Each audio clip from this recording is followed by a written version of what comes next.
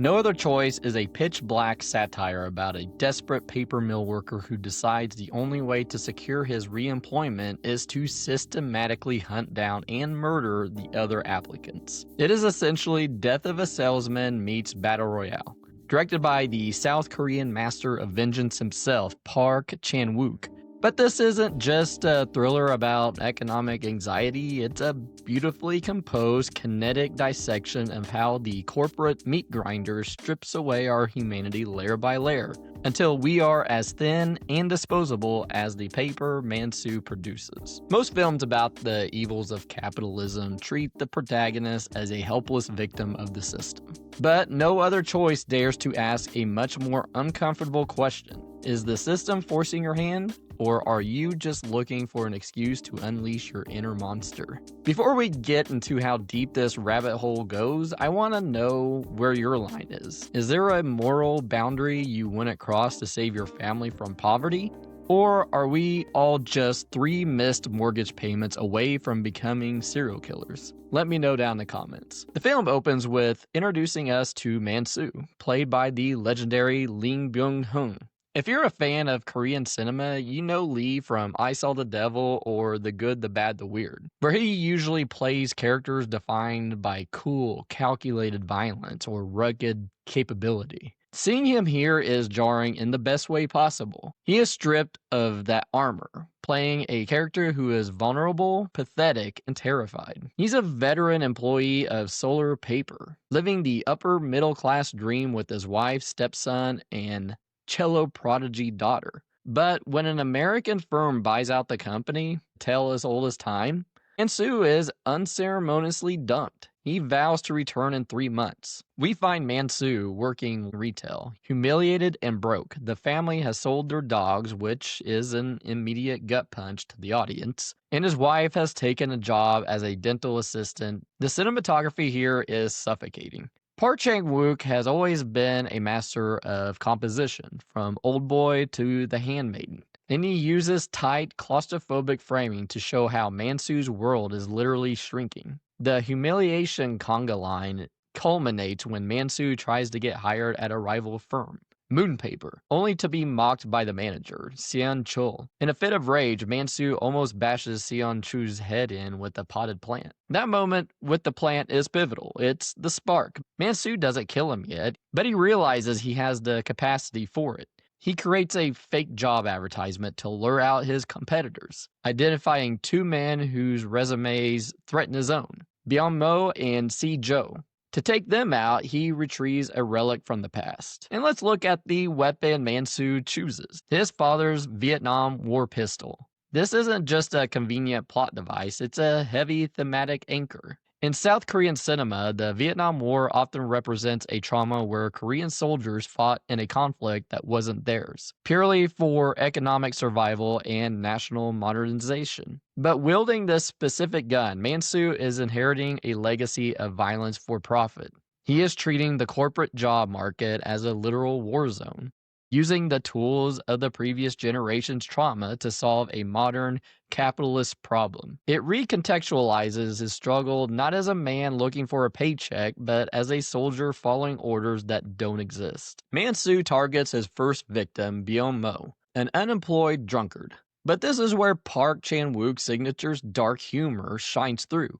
You expect a slick assassination, but instead Mansu gets bitten by a snake while spying. It's absurd, painful, and completely undercuts the tension without ruining the stakes. When the violence finally erupts, it's chaotic. Byung-mo's wife, Ara, ends up being the one to shoot her husband during a struggle, and Mansu barely escapes. It's a mess of infidelity and panic, proving that Mansu is not a cool action hero. He's just a desperate man flailing in the dark. Despite the disaster with the first target, Mansu doubles down. He moves on to Si-jo, a shoe salesman who, heartbreakingly, is just a nice guy trying to support his daughter. This murder is different. It's cold. Mansu meets him on a highway and shoots him dead. There's no snake, no chaotic struggle, just a brutal erasure of a competitor. He stuffs the body in his car, but the rot is spreading. His stepson, C1, gets arrested for stealing iPhones, mirroring Mansu's own moral decay. The son is stealing for profit, the father is killing for it. The police are circling, linking the disappearances. Mansu tries to dismember Jo's body, but fails.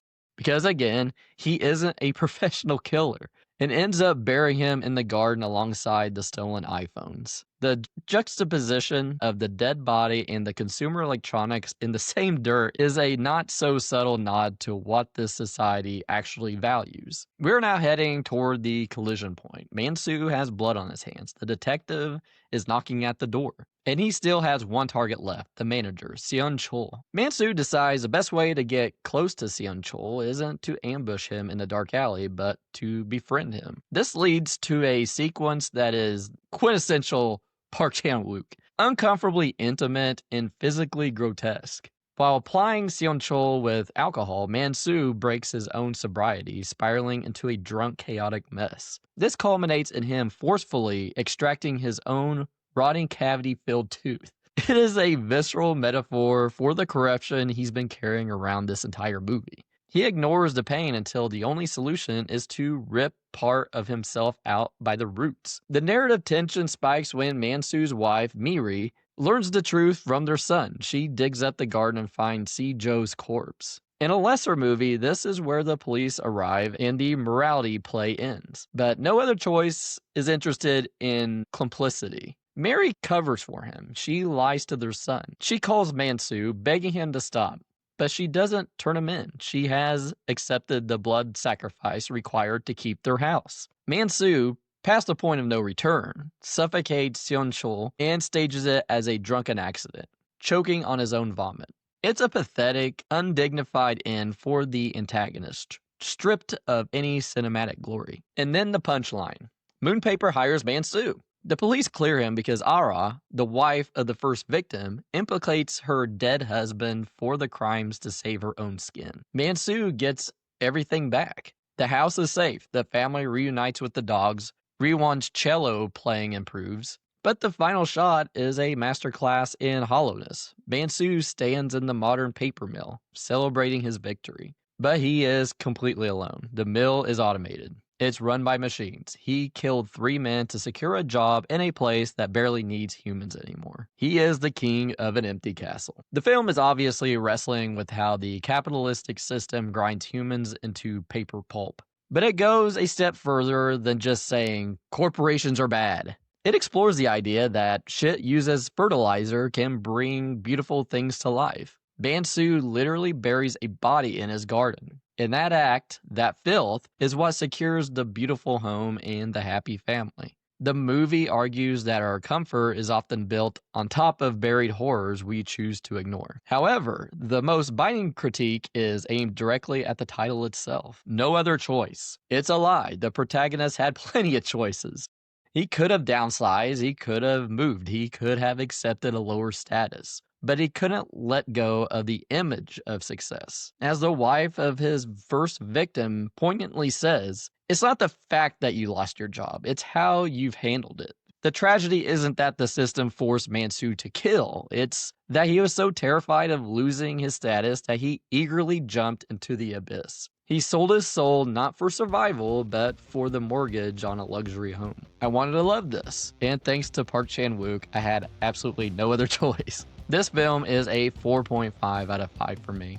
It is the cinematic equivalent of a velvet painting done entirely in blood. Luxurious, soft, and deeply disturbing. If you're a fan of the Vengeance trilogy or The Handmaiden, you know that Park is a director who can weave pitch black humor into the most horrific situations without ever undercutting the stakes. He does it again here. The tone never wavers, it just gets tighter. And let's talk about Lee Byung-hun. I've loved him in I Saw the Devil and even marked out a bit when he showed up in Squid Game. He trades in his usual cool action hero stoicism for a sweaty, desperate vulnerability that is painful to watch. There are shots and compositions in this movie that look like nothing I've seen before. Geometry used to imprison the characters in their own ambition. It's a film that proves you don't need a ghost or demon to make a horror movie. You just need a middle-aged man terrified of checking his bank account. So circle back to that question I asked at the start. Mansu felt he had no other choice, but we watched him bypass every off-ramp on the highway to hell. Does the economic survival justify moral bankruptcy, or was Mansu just looking for an excuse to let the monster out? If you want more deep dives into the weird, the obscure, and the absolute best in cult cinema, make sure you sub to the cult, and I'll see you in the next one.